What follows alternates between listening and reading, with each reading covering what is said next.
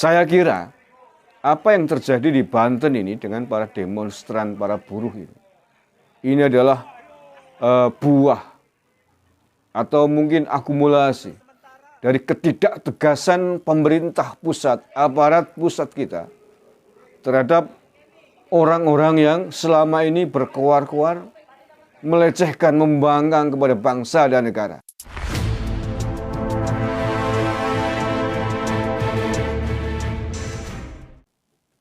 Assalamualaikum warahmatullahi wabarakatuh. Salam Nusantara, salam sejahtera untuk kita semuanya. Salam Om Swastiastu, Namo Buddhaya, salam kebajikan, rahayu. Saudara-saudaraku sebangsa setanah air yang saya cintai, saya banggakan. Saya melihat video bagaimana para buruh di Banten, Provinsi Banten, melakukan aksi unjuk rasa dengan sangat tidak etis dan menurut saya sangat keterlaluan, di luar batas kewajaran. Bagaimana saya katakan demikian, para demonstran buruh ini yang memprotes kebijakan Pemprov Banten terkait dengan UMP, UMP, upah minimum provinsi, dan UMK juga mungkin, sampai begitu, ya saya katakan brutal lah ya. Bagaimana mungkin para demonstran bisa menjebol kantor gubernur Provinsi Banten, masuk ke dalam kantor gubernur, mengacak-acak isi kantor itu, menduduki kursi gubernur, dikabarkan bahkan mengambil makanan-makanan yang ada di situ. Dan Anda bisa melihat videonya di sebelah ini. Apakah ini wajar? Sangat tidak wajar, sangat tidak logis, tidak etis, dan bukan akhlak bangsa Indonesia. Bolehlah kita unjuk rasa, bolehlah kita demonstrasi memprotes kebijakan pemerintah. Akan tetapi tidak begini caranya.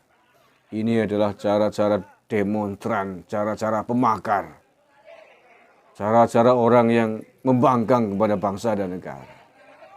Saya bukan tidak setuju dengan demonya. Sekali lagi, dengan demonya saya sepakat. Tapi caranya begini saya nggak sepakat. Nah, saya kira akan muncul banyak pertanyaan, di mana polisi, di mana Satpol PP, kan begitu. Menurut saya di mana polisi? Kalau Satpol PP saya kira nyalinya berada di bawah aparat kepolisian. Dan dari video tersebut, apakah Anda melihat Pak Polisi? Tetapi saya tidak akan menyalahkan 100% Pak Polisi yang ada di lapangan. Karena polisi hari ini di lapangan dihantui oleh manajemen kebijakan presisi yang dilontarkan oleh Kapolri hari ini. Yang kedua, polisi-polisi yang bertugas di lapangan hari ini ketika bertindak tegas akan dihantui dengan sikap sanksi dari atasan. Akan dihantui dengan sikap pemecatan dari atasan. Jadi 100% seluruhnya saya tidak menyalahkan Pak Polisi yang di lapangan. Pak Polisi di lapangan hari ini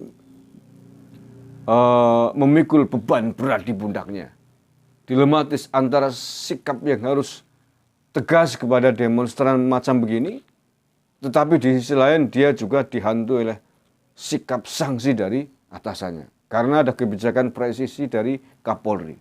Ini sudah pernah saya sampaikan pada vlog sebelumnya. Nah, saya kira apa yang terjadi di Banten ini dengan para demonstran, para buruh ini adalah buah atau mungkin akumulasi dari ketidaktegasan pemerintah pusat, aparat pusat kita terhadap orang-orang yang selama ini berkoar-koar, melecehkan, membangkang kepada bangsa dan negara.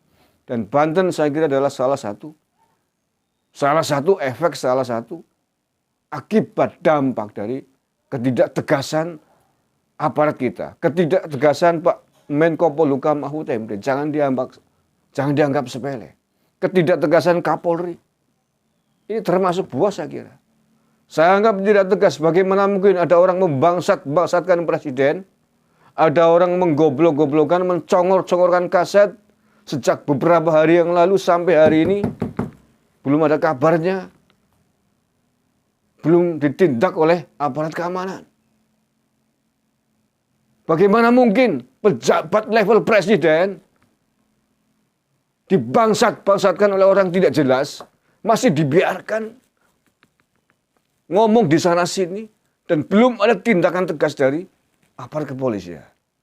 Bagaimana mungkin seorang Kasat dicongor-congorkan, digoblok-goblokkan oleh seorang Bahar Smith, dan sampai hari ini Bahar Smith masih melenggang bebas. Ini adalah bentuk lada lede, kemenye-menyean aparat kita, nuhun sewu. Faktanya begitu. Dan dampaknya apa? Ini menyulut keberanian orang-orang di level bawah dan di lingkaran-lingkaran yang lain pembenci pemerintah, pembenci negara. Ini kalau diterus-teruskan berbahaya nih. Saya udah ngomong nih loh. Sudah ngomong. Ini berbahaya. Saya kira dalam konteks ini Mahfud MD, Menko Polhukam, Kapolri adalah orang yang paling bertanggung jawab terhadap kewibawaan hukum, kewibawaan bangsa dan negara hari ini. Ya, saya sekali lagi mengatakan pendemo di Banten ini kurang ajar, tidak sopan, tidak etis. Merusak budaya adat ketimuran kita. Tidak tahu etika, tidak tahu sopan santun. Ini wujud pembangkangan yang nyata para buruh kepada pemerintahnya, kepada negaranya. Dan ini adalah salah satu dampak dari ketidaktegasan hukum kita hari ini menghadapi para pembangkang, menghadapi pentolan-pentolan ormas yang sudah dilarang di negara ini, dibiarkan. Ini salah satu buahnya. Ya, saya katakan, menurut saya begitu. Kau bayangin nih, kalau ini dibiarkan begini-gini, akan merembet loh ke daerah-daerah yang lain. Jadi menurut saya ini adalah buah dari kebijakan pemerintah di tingkat pusat. Kebijakan di level paling puncak yang tidak tegas. Menghadapi para pembangkang di negara ini. Menghadapi ormas yang sudah dilarang di negara ini. Seorang Bahar Smith berani membangsat-bangsatkan presiden kita. Berani menggoblok-goblokkan, mencongor-congorkan Kasat kita. Sampai hari ini. Sudah berapa hari ini? 4-5 harian. Masih belum ada tindakan apa-apa. Mau dibawa aparat keamanan. Mau dibawa kemana bangsa ini? Mau dibawa kemana? Kewibawaan polisi kita. Kalau kayak gini-gini, tidak segera dan tidak cepat ditangani. Ya, saya sudah pernah mengatakan, habis nanti aparat polisi kita di lapangan kalau kebijakan presisi dijalankan dengan cara yang tidak tegas, tidak adil. Polisi di lapangan gamang, takut mengambil kebijakan yang tegas karena ada bayang-bayang dipecat dari atasan kalau nanti dianggap salah. Ya. Padahal sudah jelas di depan mata kita. Pelanggaran yang dilakukan oleh para demonstran di Banten berani mendobrak pintu, menjebol kantor dalam gubernur, menduduki kursi gubernur, buat sembarangan begitu. Ini kan mirip-mirip Taliban menduduki istana presiden Afghanistan, mirip-mirip ini. Oke, saya kira Pak Jokowi tidak bisa membiarkan kondisi ini berlarut-larut. Pak Jokowi harus mengambil sikap tegas untuk mengevaluasi posisi jabatan yang sangat vital terhadap keamanan bangsa dan negara ini. Yang tidak tegas, yang kecing, yang penakut, Pak Menko Polhukam, Pak Kapolri, mohon maaf kalau ada takut menghadapi para pembangkang di negara ini. Lebih baik mundur, biar digantikan oleh pejabat lain yang lebih berani. Demi kewibawaan bangsa dan negara ini. Wallahul muwaffiq ila aqwamit thoriq. Assalamualaikum warahmatullahi wabarakatuh.